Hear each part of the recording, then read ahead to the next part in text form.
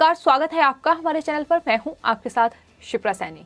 महाराष्ट्र में उद्धव ठाकरे सरकार में मंत्री एनसीपी के नेता नवाब मलिक, जिनसे महाराष्ट्र नहीं संभल रहा है, महाराष्ट्र की जनता से किए हुए वादे पूरे नहीं हो रहे हैं, वो आजकल उत्तर प्रदेश की राजनीति में दिलचस्पी ले रहे हैं। एनसीपी के नेता नवाब मलिक, जो कि पिछले कुछ महीनों से अपने बयानों के चलते सुर्खियों में हैं, अब उन्होंने दरअसल प्रधानमंत्री नरेंद्र मोदी ने जिस तरीके से काशी विश्वनाथ कॉरिडोर का उद्घाटन किया है, उस बीच उनका एक बड़ा बयान सामने आया है। नवाब मलिक ने कहा है कि चुनाव से पहले प्रधानमंत्री ने कहा था कि मां गंगा ने मुझे बुलाया है। 7.5 साल में गंगा सफाई अभियान का क्या हुआ, इसका जवाब सरकार दे। सरकार अब तक इसका जवाब नहीं दे पाई है। कई मंत्री बदल गए, लेकिन गंगा सफाई अभियान पूरी तरीके से अधूरा है। मोदी जी गंगा को स्वच्छ करने में नाकाम रहे हैं। इस तरीके से नवाब मलिक ने गंगा सफाई पर सवाल उठाते हुए केंद्र सरकार को घेरा है, प्रधानमंत्री नरेंद्र मोदी को घेरा है। जाहिर तौर पर आज प्रधानमंत्री नरेंद्र मोदी अपने संसदीय क्षेत्र वाराणसी पहुंचे, जो कि एक गंगा किनारे बसा हुआ एक शहर है, खूबसूरत शहर, जिसका कायाकल्प प्रधानमंत्री नरेंद्र मोदी ने किया है, जिसकी खूबसूरती को प्रधानमंत्री नरेंद्र मोदी ने बढ़ाया है, जिसकी खूबसूरती को प्रधानमंत्री नरेंद्र मोदी और उत्तर प्रदेश के मुख्यमंत्री योगी आदित्यनाथ ने मिलकर 4 चांद लगाए हैं। लेकिन यही तस्वीरें नवाब मलिक को रास नहीं आई और उन्होंने गंगा सफाई पर सवाल उठाए हैं। तो नवाब मलिक ये जान लें कि प्रधानमंत्री नरेंद्र मोदी के द्वारा ही नमामि गंगे ये पूरी परियोजना की शुरुआत की गई थी, इसकी घोषणा की गई थी और सरकार का ये लक्ष्य है कि क्लीन गंगा मिशन के तहत सरकार 2022 तक गंगा को साफ करने का जो वादा उन्होंने पूरा किया था, इसके लिए उन्होंने 20,000 करोड़ रुपए का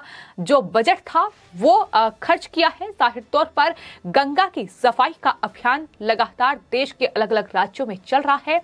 उत्तराखंड से लेकर उत्तर प्रदेश और उत्तर प्रदेश से लेकर पश्चिम बंगाल तक गंगा की सफाई का अभियान थमा नहीं है। नमामि गंगे प्रोजेक्ट के तहत लगातार गंगा जो सफाई मिशन है वो चल रहा है और अभी भी ये मिशन लगातार जारी है। अगर उत्तर प्रदेश के मुख्यमंत्री योगी आदित्यनाथ इलाहाबाद पहुंचकर वहां डुबकी लगा रहे हैं संगम में, अगर देश के प्रधानमंत्री नरेंद्र मोदी वाराणसी पहुंचकर वहां गंगा में डुबकी लगा रहे हैं, अगर उत्तराखंड के हरिद्वार में तमाम देश की जनता, तमाम देश के नागरिक जो वहां श्रद्धालु के तौर पर पहुंचते हैं वो वहां गंगा में डुबकी लगाते हैं, तो इसका मतलब साफ है कि देश में गंगा, जिसे मां की उपाधि दी गई है, वो साफ सुथरी हो रही है। उसकी सफाई को लेकर तमाम जो घोषणाएं केंद्र सरकार की ओर से की गई थी, उन तमाम परियोजनाओं पर काम चल रहा है। लेकिन क्योंकि विपक्ष के पास कोई विकल्प बचा नहीं है, तो ऐसे में अब गंगा की सफाई का मुद्दा नवाब मलिक की ओर से उठाया गया है।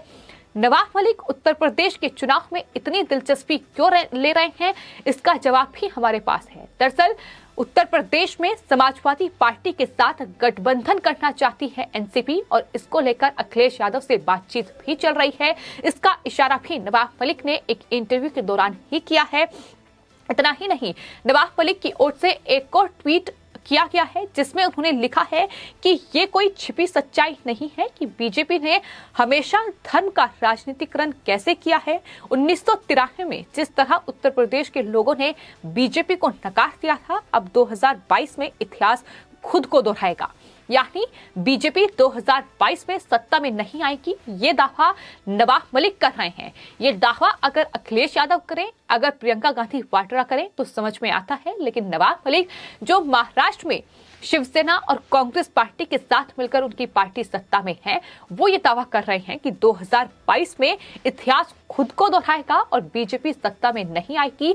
तो नवाब मलिक को सलाह यही है कि उनसे पहले महाराष्ट्र की जनता से जो बातें उन्होंने किए थे, महाराष्ट्र की जनता से जिस तरीके की वसूली की गई है, पहले उसका जवाब महाराष्ट्र की जनता को दें।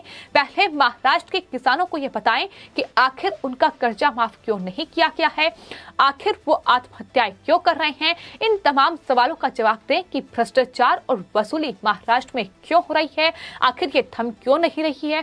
तो महाराष्ट्र पर जो सवाल लगातार बीजेपी दाग रही है, उस पर जवाब देने के बजाय नवाब मलिक अब उत्तर प्रदेश की राजनीति में दिलचस्पी ले रहे हैं, क्योंकि जाहिर तौर पर समाजवादी पार्टी से मिले हुए हैं।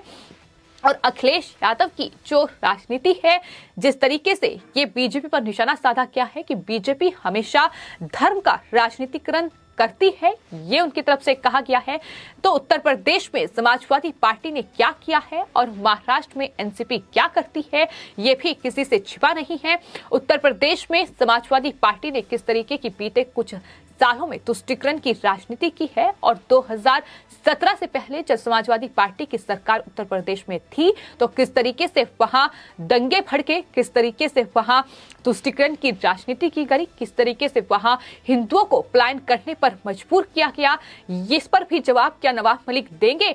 जाहिर तौर पर नहीं देंगे, क्योंकि उत्तर प्रदेश में जिस तरीके का बदलाव हो रहा है, उत्तर प्रदेश में सीएम योगी आदित्यनाथ का नेतृत्व, उनका कार्य, उनकी माफियाओं और इन गैंगस्टरों को चुनौती और साफ तौर पर चेतावनी कि अगर अपराध करोगे तो उत्तर प्रदेश से बाहर जाना पड़ेगा या अपराधी जेल में होंगे। तो ये चेतावनी ही है, ये तमाम कार्य ही हैं उत्तर प्रदेश के मुख्यमंत्री योगी आदित्यनाथ के, जो फिलहाल विपक्ष को रास नहीं आ रहे हैं, नवाब मलिक को रास नहीं आ रहे हैं। और नवाब मलिक से जब उत्तर प्रदेश विधानसभा चुनाव को लेकर सवाल किया गया तो उन्होंने कहा कि उनकी पार्टी एनसीपी ये विचार कर रही है कि उत्तर प्रदेश के आने वाले विधानसभा चुनाव में बीजेपी का मुकाबला करने के लिए समान विचारधारा वाली पार्टियों के वोट का बंटवारा ना हो, यानी किस तरीके से विपक्ष को एकजुट किया जाए। ये कवायद एनसीपी चाहती है कि उत्तर प्रदेश में हो, ताकि किसी भी तरीके से उत्तर प्रदेश के मुख्यमंत्री योगी आदित्यनाथ उत्तर प्रदेश में बीजेपी को हराया जाए, क्योंकि उत्तर प्रदेश का विधानसभा चुनाव अपने आप में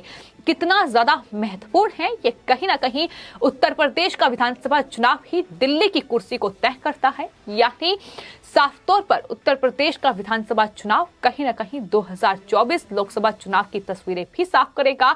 और यही वजह है कि अब एनसीपी भी इसमें दिलचस्पी ले रही है, अब टीएमसी भी इसमें दिलचस्पी ले रही है। समाजवादी पार्टी के साथ सारी पार्टियां मिलकर कहीं ना कहीं बीजेपी को हराने की कोशिश में है, लेकिन किस तरीके से बीजेपी के खिलाफ मुद्दे नहीं मिल रहे हैं, किस तरीके से बीजेपी के एक भी चूक नहीं मिल रही है कि जिस पर सवाल उठाया जा सके। यही वजह है कि एक तरफ अखिलेश यादव काशी विश्वनाथ कॉरिडोर का उद्घाटन हुआ है, उससे बौखलाए हुए हैं।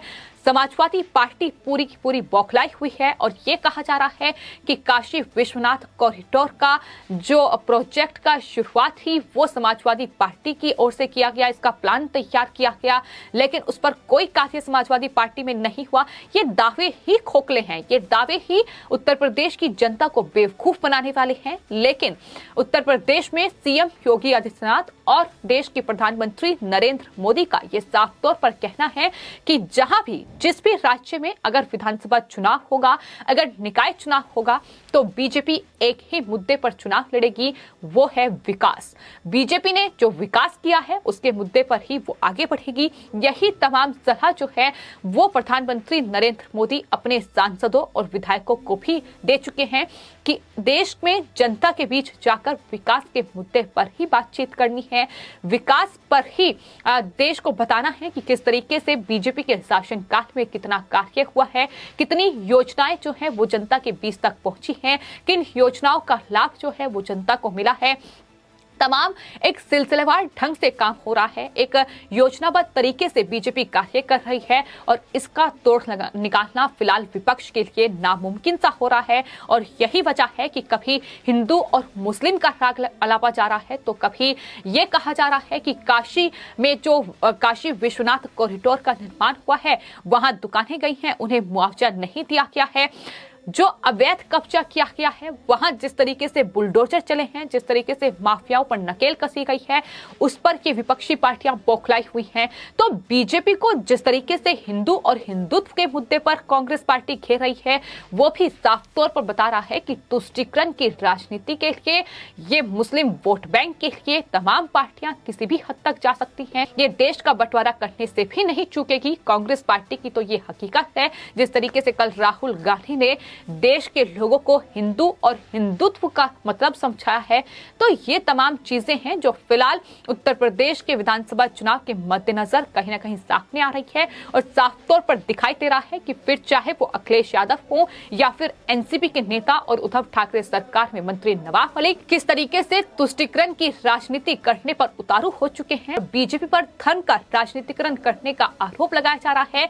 लेकिन आज अगर प्रधानमंत्री नरेंद्र मोदी अपने संसदीय क्षेत्र काशी पहुंचे हैं तो जाहिर तौर पर उन्होंने उनकी तरफ से एक ऐसे प्रोजेक्ट का उद्घाटन किया गया है जो प्रोजेक्ट कहीं ना कहीं उनके ड्रीम प्रोजेक्ट में था। अपने आप में वहां श्रद्धालुओं के लिए किस तरीके से बेहतर सुविधाएं दे पाए, किस तरीके से काशी जो कि भोलेनाथ की नगरी है उनमें किस तरीके से श्रद्धालुओं के लिए बेहतर सुविधाएं कर पाए, उसको लेकर जो काशी विश्वनाथ कॉरिडोर का उद्घाटन किया गया है इस कड़ी में। लेकिन किस तरीके से नवाब मलिक बौखलाए हुए हैं ये साफ तौर पर उनके बयान में दिखाई दे रहा है। फिलहाल आपकी इस पूरे मामले पर क्या राय है हमें कमेंट बॉक्स में जरूर लिखें और चैनल को सब्सक्राइब करें। धन्यवाद।